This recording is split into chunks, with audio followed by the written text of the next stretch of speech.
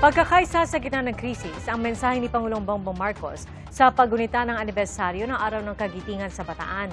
Si Vice President Sara Duterte naman ang nanguna sa pagdiriwang sa Davao City kung saan kinwestiyon niya ang mga aksyon ng administrasyon kaugnay ng giyera sa gitnang silangan. Sinalag naman ng Malacanang ang mga puna ng Vice Presidente. Saksi si James Agustin. Pinangunahan ni Pangulong Bongbong Marcos ang pagdiriwang ng ika-84 na anibersaryo ng Araw ng Kagitingan sa Pilar, Bataan. Sa kanyang talumpati, sinabi ng Pangulo na ginagawa ng pamahalaan ng lahat para maibsan ang hirap na nararanasan ng mga Pilipino. While we may stand far from the centers of conflict, we are not untouched by its consequences. Fuel prices weigh heavily on Filipino families, those who already have the least having been subjected the most to this scourge. The government will do everything that is possible to cushion the impact and safeguard the welfare of our people.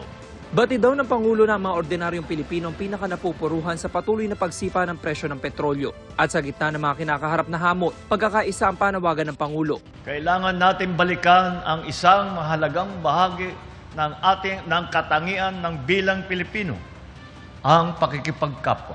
Sa simpleng pag-unawa at pagdamay, nakakatulong tayong mapagaang ang bigat na dinadala ng ating mga kababayan.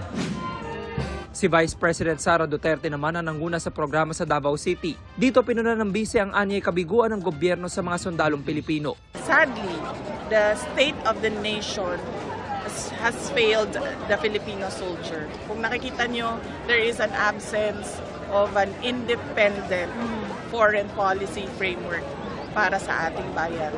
Hindi mo na alam kung kaninong interes ba talaga ang pinoprotektahan ng ating mga kasundaluhan. Kinwestiyon din niya ang aksyon ng Pangulo kaugnay sa krisis sa Middle East. Dapat tanungin natin ang ating Pangulo, no? Ano pang ginagawa niya para tulungan ang mga kababayan natin na tinatamaan o nahihirapan dahil dito sa epekto ng krisis sa Middle East. Nang hinga ng reaksyon tungkol sa lagay ng kalusugan ni Pangulong Marcos, ang maiksing pahayag ng bise.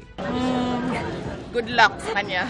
Ang mga pahayag ng bise tinawag ng Malacanang na puro paninira. Ayon kay Palace Press Officer Undersecretary Claire Castro, parte ng pamahalaan si Duterte pero wala raw alam sa ginagawa ng pamahalaan. Hindi raw makatutulong ang paninira sa krisis sa gitnang silangan. Kaya dapat ay magtrabaho imbes magpakalat ng anyay sariling baho. Kaugnay naman sa sinabi ng bise sa nangyayari ngayon sa mga sundalo, sagot ng palasyo hindi maaaring magsalita ang bise para sa mga aktibong miyembro ng AFP. Panawagan din ni Castro dapat ay manatiling walang kinikilingan na pansarili o politikal na interes ang mga sundalo. Ako si James Agustin, ang inyong saksi.